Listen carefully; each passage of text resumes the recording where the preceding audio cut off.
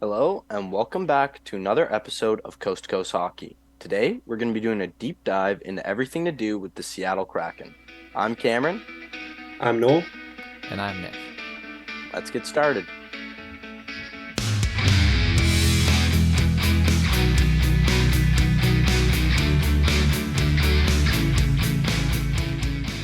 Looking at the key additions that the Seattle Kraken made this offseason, they brought in Brian Dumoulin, Kailer Yamamoto, Frenchman Pierre-Edouard Bellemare, and Devon Shore. On the subtractions front, Daniel Sprong, Carson Soucy, Morgan Geekie, Ryan Donato, among others, have since left the team. Taking a look at the biggest additions this offseason for the Seattle Kraken, we're going to start off with Brian Dumoulin. This is a big defenseman who's 6'4", 207 pounds. He won 2 Stanley Cups with the Pittsburgh Penguins, so he's got great experience from that. He's a defensive first defenseman who put up 123 hits last year and 142 block shots. And he's going to come in and be a direct replacement for Carson Soucy, who they lost this offseason. Yamamoto kind of had an interesting path to make it onto the Seattle Kraken this offseason. He was traded in a cap dump from the Oilers to the Red Wings and then promptly put on waivers. So he signed a 1-year, $1.5 million deal with the Kraken as kind of a prove-it deal. He will be an RFA at the end of that. And this is one of the smaller players in the league, standing at 5'8", 153 pounds. But he provides a nice depth piece for the Kraken and some pretty good offensive upside there. On the other side of the bottom six, we've also got Pierre-Edouard Bellemare, the Frenchman, on a 1-year league minimum deal at $775,000. This is a guy who has played many playoff games with the Vegas Golden Knights, Colorado Avalanche, and Tampa Bay Lightning in recent years, and all of those teams have seen various successes with him in the lineup. So I look to see him being a key piece to Seattle's playoff aspirations and the bottom six of their lineup. Moving on from our arrivals to the future outlook for the Seattle Kraken. This is a team that in a very short time since they entered the league has built up a pretty good prospect pool. They were really lucky to get Shane Wright at number 4 overall a season ago, so that was a huge step in the right direction for this team. They also have Evans, Edward Saleh, David Goyette, and Ty Cartier, as well as Furcus, and Ty Nelson, who aren't listed here but are also really good prospects. And you guys can see the draft capital for the Kraken. They still have all their own picks, which is a great thing to see for fans. One thing to know, this is quite different than the other most recent expansion team, Vegas. We've seen them spend a lot of their picks, so we'll see if Seattle decides to do something like that this year. They haven't really been buyers before, so we'll see if they use some of their picks to acquire some nice pieces. Now onto the prospect spotlight for the Seattle Kraken. The 3 prospects that we're going to highlight today are Shane Wright, Riker Evans, and Edward Saleh. The first prospect of note is Shane Wright. This is the former exceptional status player from the OHL who played with the Kingston Frontenacs and then the Windsor Spitfires most recently.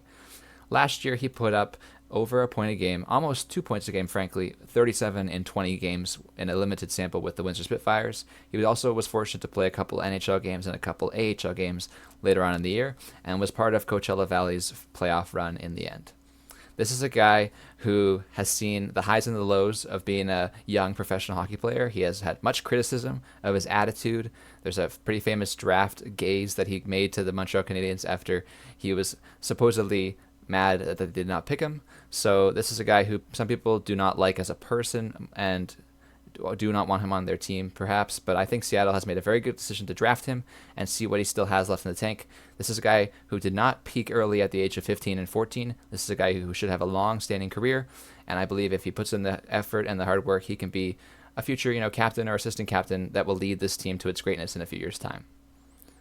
The second prospect of note is Riker Evans. This is a defenseman who had a great year last year in the AHL as a rookie with 44 points in 71 games. This is very hard to do as a defenseman in the AHL in your very first year. This is an offensive-centered defenseman. As you can see, he was drafted in the second round in 2021 at 35th overall. He then played with Regina for an extra year in the WHL and put up pretty much a point a game as a defenseman, which is great to see. And after that, now he's in the AHL. I think he'll still be in the AHL next year because of his development, curve. But I do believe in a couple years' time, he will be a good piece offensively from the back end for the Seattle Kraken. The third prospect of note is Edward Saleh, and this is quite an interesting prospect from the draft. This is a guy who scouts had either in the top half of the first round or even in the second round, late to mid first round. So this is a guy who was all over the place and then was selected 20th overall by Seattle in 2023. He is a 6'4", 175-pound forward out of Czechia, and this is a guy who was already playing with men in Czechia at the time of his draft, which is great to see. He was playing with HC Kometa Brno in Czechia, and as you can see, he put up some pretty midpoints in that span, but at the same time, this is a guy playing with men, so it's likely that he's very little ice time compared to the pros on the team. Now, this year, it's an exciting time for Canadian hockey fans because he'll be playing with Barrie in the OHL. He has since committed to the Barrie Colts, and this is a great sign for the OHL to see if he can prove himself as a top talent from that draft and see if he's actually good in North American hockey right before he wants to go to the NHL. Moving on from our prospect spotlight to the projected lineup for the Seattle Kraken this season. The first line there has Jared McCann, Matty Beniers, and Jordan Eberle. It's been a pretty consistent first line since Matty Beniers entered the NHL 2 seasons ago. Really great first line. Obviously, Jared McCann is dynamic offensively, and Matty Beniers is really becoming a number one defenseman in this league. The second line there is all right with Jaden Schwartz, Alex Wenberg, and Andre Burakovsky. Not the biggest fan of having Alex Wenberg as your second line center, but in terms of the depth on this offense, it's all right because it's pretty deep. So they have Eli Tolvanen, Yanni Gourde, and Oliver Bjorkstrand on that third line, which is a really good third line. Especially Tolvanen has really popped since he came over via waiver claim from the Nashville Predators. And then a great fourth line as well with Brandon Tanev, Pierre-Edouard Bellemare, and Kailer Yamamoto. And then you got some really reliable players looking to enter the lineup as well, too, in Devin Shore and Ty Cartier, who really burst onto the scene last year in the playoffs for the Seattle Kraken. Onto the defense for the Seattle Kraken. The projected defensive pairs have star Vince Dunn up top right beside Adam Larsson, and this is a great combination of offense first and defense first. You've got Vince Dunn, the electric offensive option with the quick hands and the good shot, beside Adam Larsson, who will protect Vince Dunn when needed if Vince Dunn wants to join the rush, for example, or any other scenario that suits offense first for Vince, while Adam will stay back. Jamie Alexiak and Will Borgen round up the second pair, and I really like Will Borgen as a player, and I'm curious to see how he does in second pair minutes, if this is in fact the second pair. As you can see by the third pair being Brian Dumoulin and Justin Schultz, I'm actually curious to see by the end of the year whether or not Dumoulin and Schultz become the rounded out edge of the top four, because those two have played in top fours recently, while Will Borgen has been sheltered in third pair minutes. Despite all of this, Will Borgen and Jamie Alexiak should be a great pair because of Alexiak's mobility despite the huge frame and Will Borgen's eagerness to play with the puck and without the puck. And finally, on to the goalies here. The projected starter for Seattle is Philipp Grubauer. This guy's kind of had up and down tenure with the Kraken since he was selected in the expansion draft and signed to a fairly big contract. He was a Vezina finalist with Colorado before he came over, but hasn't been able to post similar numbers. Last year, he was a serviceable starter, but definitely not one of them in like the top half of the league. Driedger has also had an interesting time in Seattle since being selected in the expansion draft. He's dealt with injuries, so he's looking for a healthy bounce back year, and maybe he can take the starting job from Grubauer. And then finally, Decord, who's never been really able to fully crack an NHL lineup. He's a solid depth piece, though, behind these two goalies. Moving on from the Seattle Kraken's lineup to the storyline surrounding this team headed into the next season. So the first one here is, as you guys can see there, cracks in the crease, a little bit of a play on the team name, but just the three goalie, the trio they have in net really doesn't instill a lot of confidence in me personally. You have Philipp Grubauer, who put up an .895 and 2.85 goals against last season in 39 games. Really not great numbers. And then you have Chris Driedger, who didn't play a single NHL game last year. He did play 14 AHL games where he put up a .908 and a .261 goals against. So solid numbers, but for the AHL, that's not fantastic. And then the season before that in the NHL, he put up an .899 and a .296 in 27 games. So he wasn't even that great last time we saw him in the NHL. Keep in mind that was on the Seattle Kraken when they weren't as good of a team. So a little bit of an asterisk there. And then you have Joey Decord, who's only played 19 games in the NHL to this point with varying results. So Um, how confident are you guys in the Seattle Kraken's goaltending going into this season? I'm not too concerned. To be fair, I'm pretty high on Philipp Grubauer. I think he showed promise, or at least maybe a bit of a flashback to what he was in Colorado. Obviously, Colorado was such a top end team when he was the goaltender for them. So I do like Grubauer. Driedger, I'm interested to see if the injury will still affect him, or if he will be able to bounce back because he did post some really good numbers in Florida. Like there is a reason they selected him in the expansion draft. So I'm not too worried. I still think they'll make the playoffs with these two, but it's definitely not going to be a top half goaltending tandem in the league. And I do think that Joey Decord showed some great promise in the AHL with Coachella Valley during their playoff run, especially. I think that he proved that he is still a prospect, but able to sort of take the reins for a whole team as a starter in the AHL, which was a competitive AHL team with a couple NHLers, including Cole Lind, who is out of the lineup right now for Seattle, but could definitely make that lineup with such a great year last year in the AHL. So I think that Joey Decord will be the future goaltender for the Seattle Kraken still at this point. He reminds me of a bit of Samuel Montembeault, the situation in Montreal, where sort of a delayed prospect duration for him being like a couple extra years of development. But in the end, he'll still be in the NHL. He'll still be a great goaltender for them. So in the meantime, Philipp Grubauer and Chris Driedger, I have faith in them. I also have faith in the overall team defense to help the goaltending out. So whether or not the save percentage is exactly over 900 or 905 above league average or not, I still think the team defense will help out preventing goals, at least the high danger goals for that matter, therefore making it easier on the goaltenders to make the saves.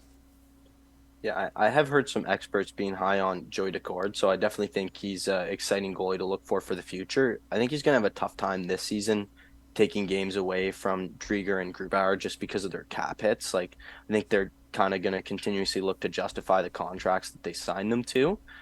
For me, I'm losing faith in Grubauer every season because in his first season with Seattle, I was like, okay, maybe it's just a fluke and he'll bounce back next year.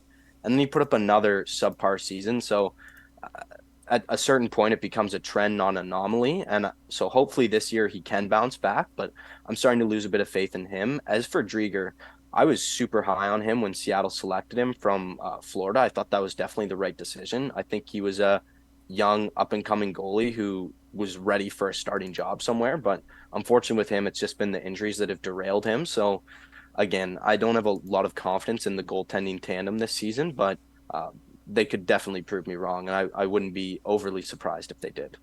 Couple more things to note about goaltending, and more specifically Grubauer. He was very good in the playoffs for them, kind of a revenge story as they eliminated his former team, the Colorado Avalanche. So there's a bit of flash of what he can be that he did in the playoffs. I mean, they ultimately fell short to Dallas, but I don't know if you could really blame that on him.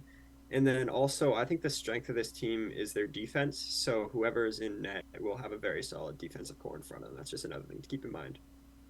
Yeah, and one thing that I like to point out is the games played for most goaltenders, whether or not there's fatigue later on in the season, based on how many games they're stressing you out through. So I look back to his previous tenures with Washington and Colorado, and he never really played more than 40-ish, 35 games. Even some seasons he'd only play like 20 as the backup to people like Semyon Varlamov and Pavel Francouz splitting time in Colorado. So I looked at for him this season to play less than 55 games in that one year where he did pretty bad in that opening audition for the Seattle Kraken. So I do think with less games, with better defense around him, overall a better team, I do think he will do better this year statistically for himself as well as for the team. Yeah, it'll be definitely an interesting story to see unfold in the crease for the Seattle Kraken. Moving on to our next storyline here. Just in doing a little bit of research for the Seattle Kraken, came across an article that was kind of a opinion piece wondering whether the Seattle Kraken should extend Jordan Eberle or seek a trade with him. And I thought it was a really interesting idea. Kind of what it comes down to for me essentially is if they get off to a rough start this season, he could be a really good rental for somebody at the deadline and could probably bring in some really good assets because this is a player who last season put up 63 points in 82 games. So he stayed healthy. He's producing. He meshes well, I'd say, probably with any team. He's a good character guy as well. That's well known. So it's really interesting to see as I think the success of this team dictates what his future is. But if they do well, they'll probably look to re-sign him. He says he wants to come back and sign in Seattle. Seems like a great environment for hockey. But if this team doesn't do well, he could be a guy that's on the trade block at the deadline. That's something that Vegas would do, is trading one of their longest tenured. I mean, he was selected in the expansion draft and seems like kind of, not, I don't want to say face of the franchise, but one of the main players that they did select. So it'd be kind of a Vegas move to trade him away, some of his status. I don't see it happening. I don't think Seattle will get off to a bad start, and I also just find it hard to believe that Seattle would trade him. Yeah, I agree with that being in the sort of the curve of where their team is going at this point. I think their team is sort of destined to stay competitive as of right now with all these contracts in place. So something like trading Eberle seems like a step in the backwards direction. So I do think that with his point totals last year, speaking as face value of just points, I think that he's an exciting player to add to any playoff team. So that's why Seattle, who wants to make the playoffs, should keep this guy. Especially when you consider, you said he wanted to stay in Seattle, or so he's open to it. Like, even if they don't make the playoffs this year, isn't they don't get off to a good start, doesn't look like they're doing well, it doesn't mean they won't be competitive next year. So if he wants to stay there, and we'll get to this on our next point too, he could be captain material for this team that is without a captain. Yeah, makes sense. I definitely think just how well they do this season will dictate it because I think pretty much any of these players who are at the tail end of their career are definitely looking to play competitive hockey. Uh, and I think he'll probably look for a situation like that if Seattle isn't good. But obviously, that's a total hypothetical. We don't know what's going to happen here with the team yet. So only time will tell there. But it's an interesting story to watch out for because this is a really good character guy who's helped establish this franchise, really. Moving on to our third and final storyline here for the Seattle Kraken. Just kind of wondering who the next captain will be. So this is a team that's had one captain in franchise history. It was Mark Giordano for about two-thirds of the season before he was shipped away to the Toronto Maple Leafs at the deadline. Obviously, a great guy to have as your captain, but wasn't a long-term solution. So the next one they name is probably they're going to be looking for someone to be their captain for a number of years here into the future. So if you guys were Ron Francis or the coach there, I can't remember his name. Shoot, he was with Hextall? Toronto for a while. Pardon me? Hextall? No, it's not Hextall. Yeah. Hextall? I forget his first name, but I swear it's Hextall. No, it's No. the coach from Philly. It's Hackstall. Hackstall. That's it. Dave Hackstall. Yeah. Hextall. That's it. That's it. Yeah. Hackstall. Yeah. Good. No, you were almost there. No. But uh, I yeah, think no. I can talk Who to this. So who'd you it name? seems kind of like it was a mistake to name Mark Giordano captain. Nothing against Giordano, obviously, but to have a captain for two-thirds of the season and then trade him is like, what were they thinking in the first place? So I don't think they're in any rush to name a captain. That being said, some notable players, we talked about Jordan Eberle before, and you're saying he's a character guy, so I think he could definitely be one. And then another guy I want to bring up that has that championship experience and being on deep playoff runs is Yanni Gourde. I think he's definitely captain material and a player that I could see being captain. Yeah, that's a good shout with Yanni Gourde for sure. Another player I like to mention is Jaden Schwartz. He's sort of a longtime veteran, and I believe that his both of his off ice and his on ice performances speak for themselves. He is a guy that can put up enough offensive numbers to justify sort of being a captain. He's not going to be on the fourth line. He's always going to be in the middle six or above on a playoff team, which he will be this year as well, in my opinion. He's also won a cup with St. Louis. He was a long-time St. Louis Blue, wearing the A for a lot of that period, as well as wearing an A currently with Seattle. So there's a clear, there's a clear perspective that he has leadership qualities to be wearing an A everywhere he's gone the past couple of years. And I do think whoever they go with, it has to be an older player for the time being until all of their prospects who have leadership qualities, possibly the Shane Wrights or possibly the Matty Beniers, maybe they'll find their way in a couple of years' time. But during this current window, I believe it has to be someone like Jaden Schwartz or Yanni Gourde, like you said. I'll go on the opposite end of the spectrum and go with somebody really young.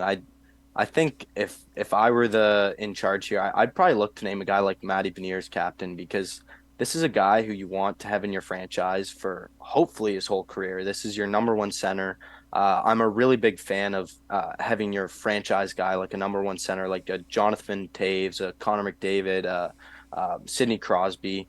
Not to liken him to those players. Maybe Jonathan Taves would be a half decent comparison for him there, but obviously not the skill of the other guys, but just a young guy who can come in uh, and make him the captain and have him be the captain for over a decade. I think that would be awesome, and it would really endear him to Seattle Kraken fans. But obviously, it would be a huge burden for such a young player. So I definitely get the age component that you're going for there as well, Nick. So just some other guys of note who could be in contention for this are Vince Dunn, Jamie Alexiak, Adam Larson, and I've also heard the name Jared McCann thrown around out there too. So lots of options. Who really knows? It really more depends on what it's like in the locker room than it does what us fans think. Yeah, it seems like they might likely lead by committee and sort of be Yeah. that team environment that they have been previously that has found them success in both off ice and on ice settings. Yeah, they have four assistant captains right now, so it makes sense to ride with that for a while. Like Noel said, I don't think they're in a huge rush, and that's partially why I think it could be a guy like Matty Beniers because I think they might wait another season or so, and then at that point, Beniers will be a 3 year NHL player and uh, will be well established in the league. And he already shows so much poise to me that I think he could probably handle it in the relatively near future. Moving One on. Oh, sorry. Sorry, one thing I'm curious No, about is between you guys, what's one attribute that you look for in a captain, specific to why you'd name him the captain? Starting with for Cameron. me, it really comes down to poise. It's how they handle themselves in tough situations. And Matty Benier is a guy. As soon as he came into the NHL, I was trying to watch his games, and he just seemed like he was unfazed by anything anybody would throw at him from the second he put on an NHL uniform. And for me, that's like when I look at guys like Jonathan Taves, they called Captain Serious, right? Like it just being flappable. Like I believe that's a term is like you just can't be shaken by whatever anybody throws at them. So that's a big thing for me because we obviously can't see what's going on in the locker room. So all you can judge them on is what's going on in the ice and what they say to the media. So from that perspective, I've heard Matty Beniers on Spit and Chicklets, all these things. He seems very well. Just he just seems to have it all together. I guess you could say. And for me, I don't really have a big fancy word for this, but what I'm kind of getting at is they know the times to be serious. They know the times to be like joking around with the guys. They can pick the Emotional appropriate time. intelligence. Yeah, emotional intelligence. There you go. That's what I'll go with. They're just an all around. They're smart. They just they know what's up. They know how to be a captain. Yeah, absolutely. I agree with the lead by example, read the room when it needs to be, serious, like you said. I do also want to add to that I do believe on ice performance is a key component to why you name someone captain. I don't agree terribly with the guy that only plays 9 minutes a night as a weak offensive option, for example, to be your captain because I need them to be involved with the entire team process, which includes the offensive production, for example. So I What, do you don't believe think that's a key Kyle piece. Okposo is a good captain? I think he's a great captain because of his leadership. I think definitely his playing career is on the latter half for sure. No, I'm just But joking. yeah, but by means, It's every team's different. every Like team at has the the end of different the day, I philosophies for I sure. completely agree with you. Like you look at a guy like Adam Lowry who just got named captain. He's obviously not a superstar, but he's a guy who is in every situation for his team. So it can show itself in more than one way. Absolutely.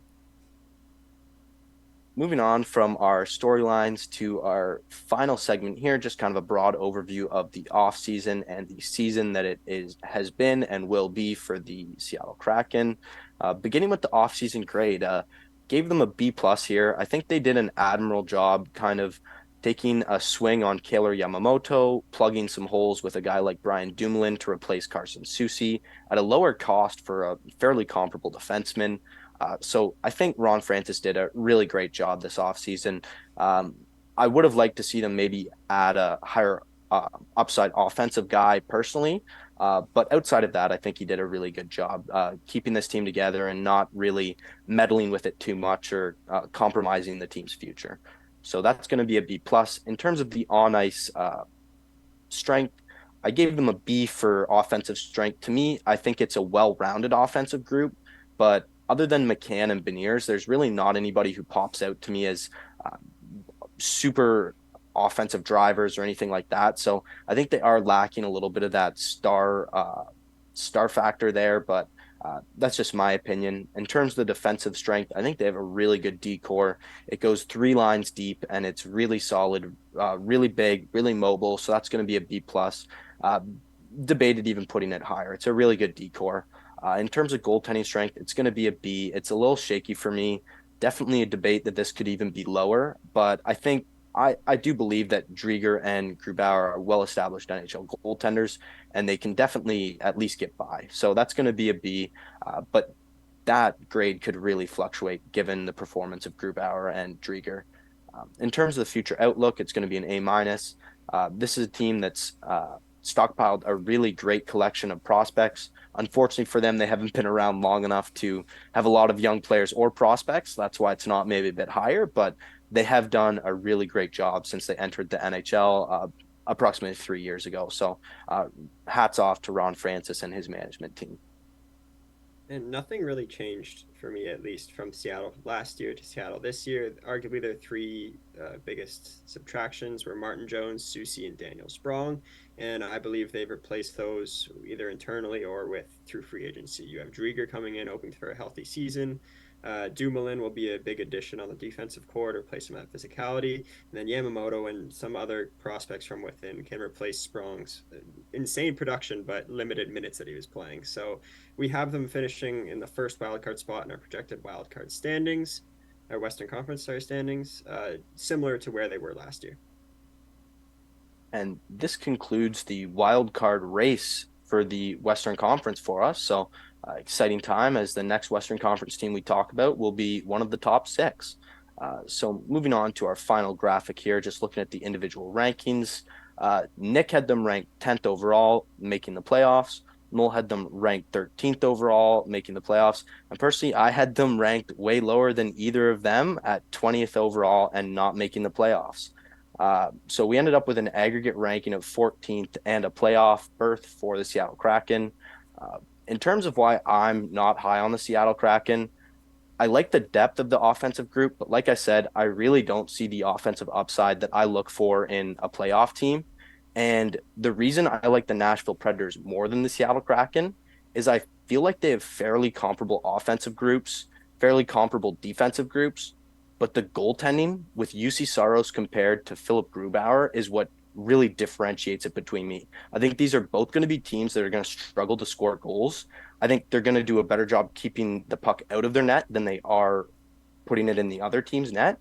But when you have a top five, or even, in my opinion, a top three goalie in the NHL, I think it's going to make it a lot easier on the Nashville Predators. So for me personally, I had Nashville in the playoffs with Vancouver in that wild card spot rather than the Seattle Kraken. I I really like the Seattle Kraken. I really hope they have a good season and continue on the trend they were on last year. But to me personally, I think last year was a bit more of an anomaly than it is the trend. Nick, you had them 10th. Do you have anything to defend that 10-point difference? 10 Yeah, for standing sure. difference?